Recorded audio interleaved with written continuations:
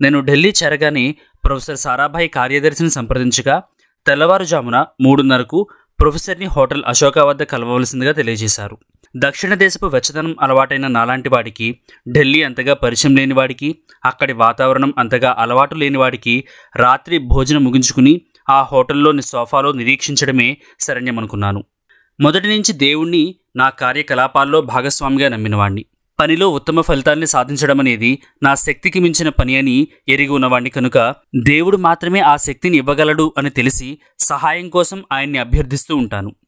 నా సామర్థ్యాన్ని అంచనా వేసుకుని దాన్ని మరొక 50% పెంచి నన్ను దేవుడి చేతులకి అప్పచెప్పమంటాను. ఈ భాగస్వామ్యంలో నేనెప్పుడు నాకు కావలసిన శక్తిని పొందడమే కాక అది నా ద్వారా నిజంగా ప్రసరిస్తున్న అనుభూతికి కూడా పొందాను.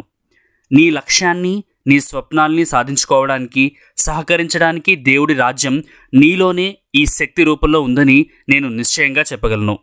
ఈ అంతఃశక్తి ప్రతిస్పందన వివిధ రకాలుగా, వివిధ స్థాయిల్లో సూక్ష్మతరంగా అనుభవం అవుతూ ఉంటుంది. కొన్నిసార్లు ఆయనతో మన మృదు పరిస్పర్శ మనం సంసిద్ధులుగా ఉన్నప్పుడు అంతర్దృష్టితో, వివేకంతో నింపుతుంది. ఇది ఎవరో ఒక మనిషి ద్వారా మనకి చేరవస్తుంది. అది ఒక మాట, ఒక ప్రశ్న, ఒక కవళిక, చివరికి ఒక వీక్షణం ఏదైనా కావచ్చు. చాలా సందర్భాల్లో అది ఒక పుస్తకం రూపంలో, లేదా ఒక సంభాషణ, ఒక ప్రయోగం, లేదా ఒక కావ్యం నుంచి ఒక పంక్తి అయినా కావచ్చు. అది కాకపోతే ఒక చిత్రంని చూడడం ద్వారా కూడా కావచ్చు. ఏ విధమైన ముందస్తు హెచ్చరిక లేకుండానే కొత్తదేదో నీ జీవితంలోకి చొరబడుతుంది. ఒక నిర్ణయం ఏదో రహస్యంగా జరిగిపోతుంది. అదేమిటో మొదట్లో నీకెంతమాత్రం తెలియకపోయినా సరే. ఆ విలాసవంతమైన లాంజ్లో నేను కలయి చూశాను. ఆ పక్కన సోఫా మీద ఎవరో ఒక పుస్తకం మొదలుపెట్టారు. ఆ చలిరాత్రి నా నిరీక్షణను కొంతైనా వెచ్చని భావాలతో గడుపుదామని భావించి ఆ పుస్తకాన్ని నా చేతుల్లోకి తీసుకుని కొన్ని పేజీలు తిరిగేశాను. కానీ అందులో చదివిందేమీ ఇప్పుడు గుర్తులేదు నాకు. అది వ్యాపార నిర్వహణ గురించి ఒక జనప్రసిద్ధ రచన.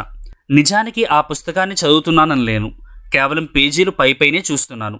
హఠాత్తుగా నా చూపులు ఆ పుస్తకంలోని ఒక పేరా మీద ఆగాయి. అది జార్జ్ బెర్నార్డ్ షా నుంచి ఒక మంచి కొటేషన్. ఆ మాటల సారాంశం ఏంటంటే, వివేకవంతులు తమని ప్రపంచానికి అనుగుణంగా సర్దుకుంటారు. కేవలం అవివేకులు మాత్రమే ప్రపంచాన్ని తమకు అనుగుణంగా సరిదిద్దాలని పట్టుబడతారు. ప్రపంచంలో సాధ్యమైన ప్రగతి అంతా ఈ అవివేకుల విలక్షణ అవిధేయ కార్యకలాపం వల్ల మాత్రమే సాధ్యపడిందని. నేను పుస్తకాన్ని బెర్నార్డ్ షా వాక్యాలున్న దగ్గర నుంచి చదవడం కొనసాగించాను.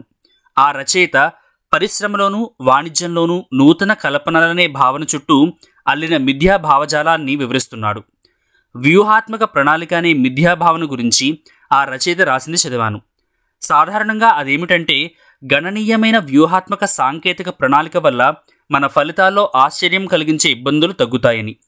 రచయిత ఏమంటాడంటే, ఒక ప్రాజెక్ట్ మేనేజర్ అనిశ్చితతని, సందిగ్ధతని ఎదుర్కోవడం నేర్చుకోవాల్సి ఉంటుందని. ఆర్థిక విజయానికి లెక్కలగట్టే సామర్థ్యమే ముఖ్యమనడం మిథ్యాభావన అని ఆ రచయిత అభిప్రాయం. జార్జ్ బెర్నార్డ్ షా మాటల్ని ఆయన ఈ మిథ్యాభావనకు ప్రతిగా ప్రతిపాదించాడు. తక్షణమే అమలుపరచగలిగే ఒక మంచి ప్రణాళిక మరుసటి వారం అమలుపరచాలనుకునే పరిపూర్ణ ప్రణాళిక కన్నా మెరుగైందనే భావన, అటువంటి అపోహనే ఆయన వాదన. విజయం పొందాలంటే తన ప్రయత్నాన్ని జాగ్రత్తగా వినియోగించుకోవాలనుకున్న ఆలోచనే ఒక అపోహ అని రచయిత అభిప్రాయం. అటువంటి జాగ్రత్త కాగితాల మీదనే పనిచేస్తుంది, కానీ నిజ ప్రపంచంలో మాత్రం నష్టపోతుందని ఆ పుస్తకం చెప్పింది. హోటల్ లాంజ్లో అర్ధరాత్రి 1 గంటకి నిరీక్షించడం నాకు కానీ, ప్రొఫెసర్ సారాభాయ్కి కానీ ఆమోదయోగ్యమైన అంశం కాదు. కానీ ప్రొఫెసర్ సారాభాయ్ వ్యక్తిత్వంలోని విలక్షణత కనబడేది అక్కడే. ఆయన తగినంత సిబ్బంది లేకుండా విపరీతమైన పని ఒత్తిడితో భారతీయ అంతరిక్ష పరిశోధనని జయప్రదంగా నిర్వహిస్తున్న వ్యక్తి అని మరవలేం. హఠాత్తుగా నా ఎదురుగా సోఫా మీద మరొకరెవరో వచ్చి కూర్చున్నట్టు నేను గమనించాను. అతను మెరిసే నేత్రాలతో, సున్నితమైన హావభావాలతో కనిపించాడు. నాలా ఎలా పడితే అలా ధరించే దుస్తుల్లాంటివి కాక మంచి దుస్తులు ధరించి ఉన్నాడతను. అర్ధరాత్రి ఆ వేళప్పుడు కూడా అతను చురుగ్గా, ఉల్లాసంగా ఉన్నాడు. నా ఆలోచనల నుంచి నన్ను బయట పడవేసిన వింత ఆకర్షణ ఏదో అతనిలో ఉంది. నేను మళ్ళా పుస్తకంలో పడబోయేలోగా ప్రొఫెసర్ సారాభాయ్ నా కోసం వేచి ఉన్నారనే కబురు వచ్చింది.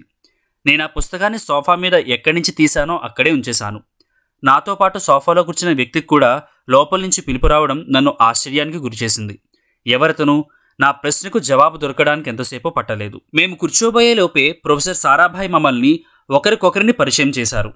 ఆయన వైమానిక దళ స్థావరం నుంచి వచ్చిన గ్రూప్ కెప్టెన్ విఎస్ నారాయణన్.